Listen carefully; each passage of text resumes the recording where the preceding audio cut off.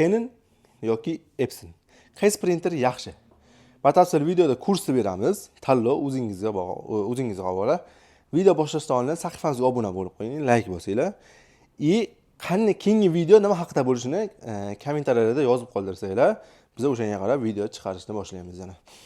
Canonga keladigan bo'lsak, Canonning mana bu galovka qismi, bu galovka qismini o'zlaringiz ham almashtirsanglar bo'ladi. Epsonga qaraganda, Epson qiyinroq. Epsonga mutaxassislar qiladi mana. Galovka ishdan chiqsa almashtirsanglar bo'ladi. Galovka ishdan chiqsa 901 millionga yaqin chiqadi ikkita galovkasi. Lekin yuvsanglar ham mutaxassis o'zining professional mutaxassis yuvsa, buni galovkasini ishlatsa bo'ladi. Bitta muammosi bor, agar 1-2 oy davomida ishlatilmasanglar, o'zi o'rtacha 1 oy, mana bu ranglari ko'rishingiz mumkin, mana ketib qoladi. Ya'ni mana bu yerda kapillarning tizim bor, rangni ushlab qoladigan tizim. Bu kapillarning rezina bo'ladi, одноразовый.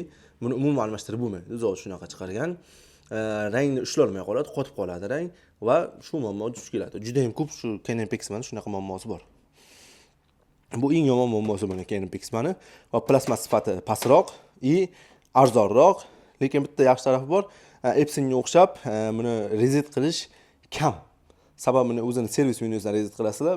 Epsonga o'xshab agar originalni reset qilaman desanglar, kalt sota olmaysizlar. Epson mana bu galovka qismi.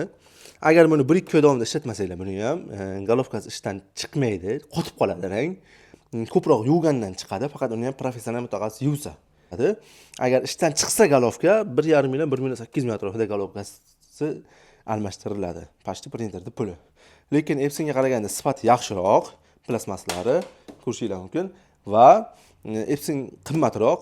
Keyin buni eng katta ko'p muammosi bor, bilasizlar.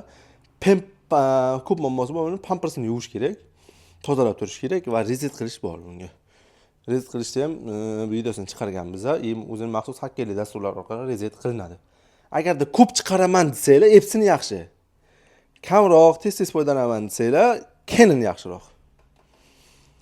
Puli aytib o'tdik, Epson qimmatroq, Canon arzonroq. Ko'rdinglar, mana ikkita printerni obzor qildik. Qaysi bir tanlashlaring o'zlaringizga bog'liq.